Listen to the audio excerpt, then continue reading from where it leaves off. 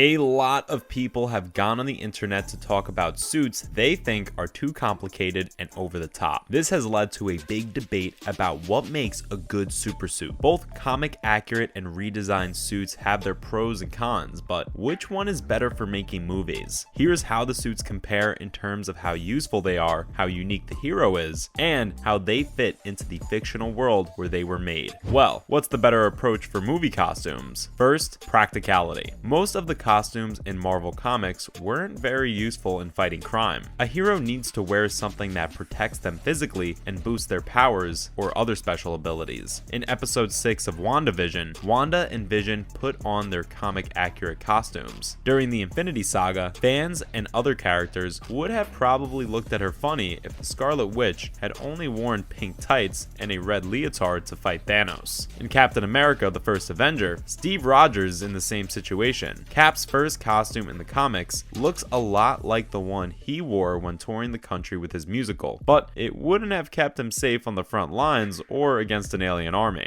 The MCU made his combat suit more useful by making it less stretchy and giving it more tactical features. Fans will enjoy seeing suits that they look like they do in the comics, and avid comic book readers will enjoy the Easter egg. But it's hard to argue that the suits in the movies are much better for fighting. Copying clothes straight from comics works well when heroes wear them as costumes, but it's not a good idea for anything else. Harley Quinn in the 2016 movie Suicide Squad shows that not all redesigns are for the better. Her outfit wasn't practical, and the red and black colors she usually wore in the comics weren't even there. Next, individuality. Even so, a lot of Marvel's heroes are beginning to look alike. In the first Avengers movie, when they were just beginning to become heroes, each character had a pretty unique look. As the franchise goes on, there are a lot of similarities between the suits, even when the characters come from different worlds. The DCEU doesn't seem to have this problem as much, and most of their live action suits still look a lot like how the characters looked in the comics. Even when multiple heroes stand together, like in the Justice League, there is still a clear difference in style and each costume looks different. Characters don't look the same, so it's clear that each hero comes from a different place and has a different set of strengths. This also keeps everyone on screen from looking too much alike. In this way, staying closer to the comic accurate designs helps, since each character's original look was meant to show who they were as a person. Finally, context. The time and place when a costume was made are often forgotten when it comes to design.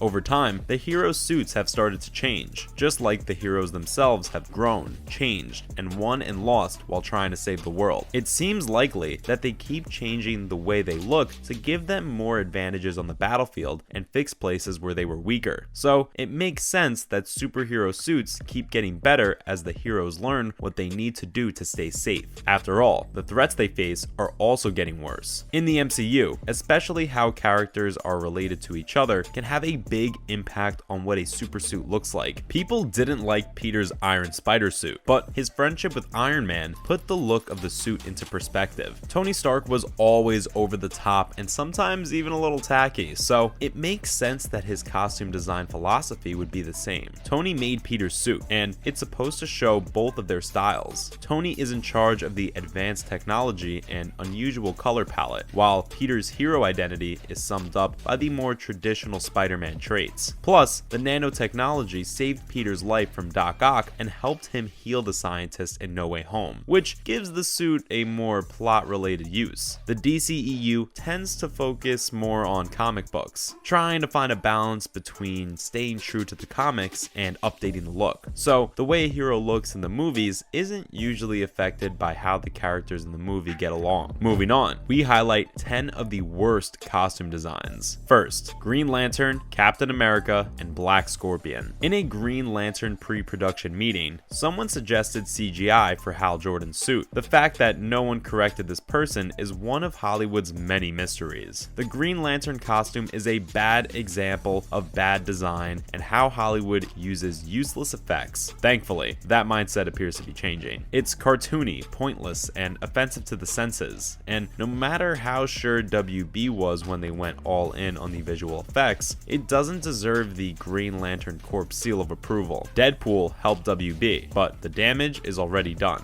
already damaged. Matt Sillinger's outfit in the 1990 Captain America movie explains why he's always sad. This latex monster looks painful to wear and look at. How Salinger avoided turning into Bruce's enormous green rage monster is a mystery. Compared to Captain America's MCU uniform, this one seems like torture. Salinger never wore this outfit again because there was no sequel. Why would a costume designer choose latex over a more costume-friendly fabric, or literally any other material? In 2001, Sci-Fi brought back a show from the early 1990s. After a family was killed, Black Scorpion wants justice and revenge. It's hard to tell what the Black Scorpion is wearing due to the costume department. She changes from RoboCop and Batman to Goth American Gladiator. The costume's questionable design choices may be meant to hide her face and identity, but there must be a better way. This costume reeks of overzealous producers. Next, VR Troopers, The Commander, Sky High, and Super Force. When Power Rangers was popular, copycats were inevitable. Big Bad Beetleborgs and Mystic Knights of Tir Na Nog were Power Rangers knockoffs. Whether they were actually successful is another story. VR Troopers was probably the lamest Power Rangers competitor. The show's focus on experimental tech and virtual reality reflected modern Silicon Valley. This show feels like a bad copy of the popular Saban franchise, and it fails to make cool-looking heroes. Ugly, boxing, and boring designs. They resemble poorly painted cardboard cutouts. Worse, these characters wouldn't make good toys, which is why this show was made. Kids' movies with cheesy characters can usually get away with it. The PG crowd doesn't mind bad movies or shows as long as they're entertaining. Not an easy, but doable feat. This defense can only be used so long before it breaks the rules, as Kurt Russell's Sky High costume does. His patriotic outfit looks uncomfortable to wear and look at. The synthetic design reminds me of the Santa Claus 2 villain, Toy Santa, and the outer underpants look like Lego bricks. Motorcycles, astronauts, and superheroes disappoint. Super Force proves this. Ex-astronaut Zack Stone wears a crime-fighting suit in 2020 that is neither impressive nor scary, likely to fight crime. Mr. Stone's good intentions are ruined by his foolishness. This Robo Samurai costume looks like a Mortal Kombat and TIE Fighter crossed. No, that's not a compliment. His bike reminds me of Home Alone 2's Talkboy cassette recorder. Finally, Fantastic Four, 1994, Automan, The Phantom, and Steel. Is there a good Fantastic Four movie? Joining the MCU is their only chance to get back on track, but we'll have to wait and see if that happens. The 2015 and 2005 versions were flops, but the 1994 version, which was never released, is especially bad. The Super Quartet wore blue spandex suits with white gloves, belts, and turtleneck dickies. They're consistent in some areas, but not others. This movie is dead and buried though. Automan tried to cash in on the WFX buzz after Trant. It didn't work out. This one season shows about a computer program who fights crime was cheesy and cheap. Automan's suit is just glowing pixels that make a human shape. If the show's creators had known better, they might have given the outfit more thought and made a real costume. They couldn't make the show. That would have helped with costumes and effects. Billy Zane played two villains in the 1990s. He played Cal Hockley in Titanic. He was a jerk. In The Phantom, he played Kit Walker, and his costume was terrible. Walker is Indiana Jones and the Shadow in the 1930s, but he lacks style. He wears a skin-tight purple spandex suit to scare his enemies and a colored bald cap to A, stay true to the original comic design, and B, hide his hair. His black domino mask isn't a nice touch. Do you know what's stronger than Steel? Answer: finding a superhero costume is objectively worse than the one in Steel. Shaq was a mid-1990s NBA star, video game character, and Hollywood star. He should have apologized for more. In 1997 Steel, he supposedly played an army scientist turned superhero. This character's name comes from his horrible outfit. This movie is terrible. Steel only made $1 million on a $16 million